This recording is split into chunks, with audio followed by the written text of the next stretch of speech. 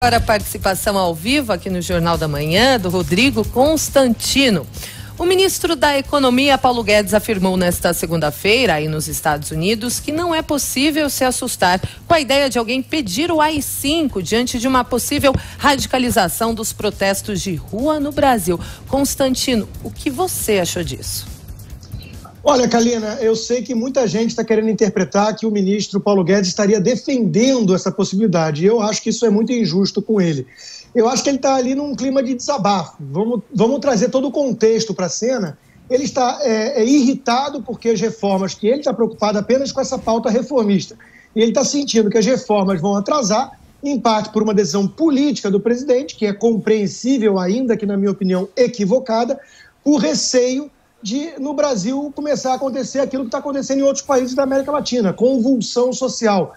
E a gente sabe que nessas manifestações baderneiras tem o dedo ali, sim, de uma esquerda radical que está orquestrando isso de forma intencional. O próprio editorial do Globo de ontem, que é um jornal com viés progressista, né, reconhece isso, quer dizer, o dedo de Caracas e Cuba e Havana nesses protestos está evidente. Os países estão reagindo, estão expulsando agentes cubanos e venezuelanos infiltrados que estão incitando o caos. A presidente do PT, Gleisi Hoffmann, está falando em trazer para o Brasil isso que está acontecendo no Chile, né, que precisa ecoar nas ruas do Brasil.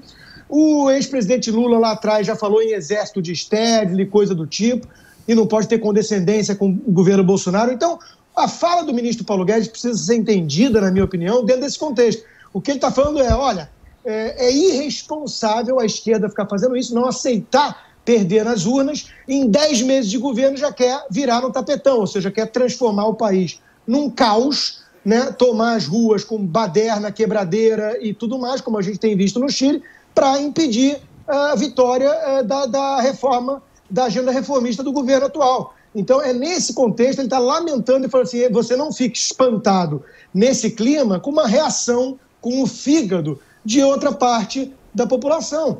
Então, eu não acho que o ministro está defendendo AI-5, seria temerário, não acho que é o caso.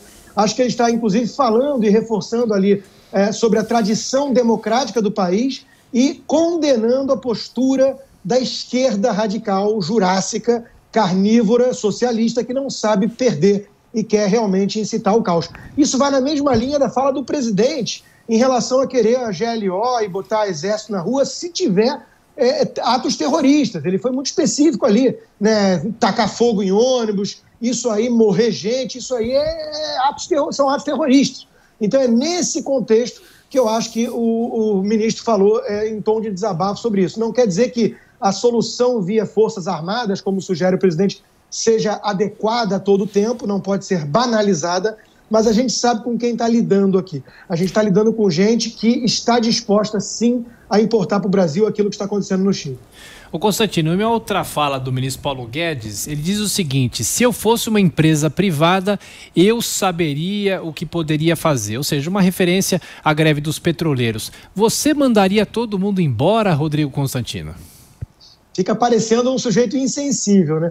Mas o que ele está dizendo ali é muito claro. Ele também falou num tom de desabafo, né? Ele estava dizendo o seguinte, olha, quando estavam assaltando a estatal, quando o PT estava lá dilapidando a empresa e destruindo ela, ninguém fez greve contra isso. Agora que a situação da empresa está melhorando financeiramente, ela está reduzindo dívida, crescendo e tudo mais, aí querem fazer greve. Se fosse uma empresa privada, não ia ter essa mesma molezinha, né? Ia ter uma decisão muito mais dinâmica e muito mais flexível por parte dos donos da empresa, né? Então ele está lamentando o fato de ser uma estatal e, de fato, o governo não tem nada que ser dono de empresa de exploração de petróleo. Isso é um absurdo. Se dependesse do ministro, ela seria privatizada ontem.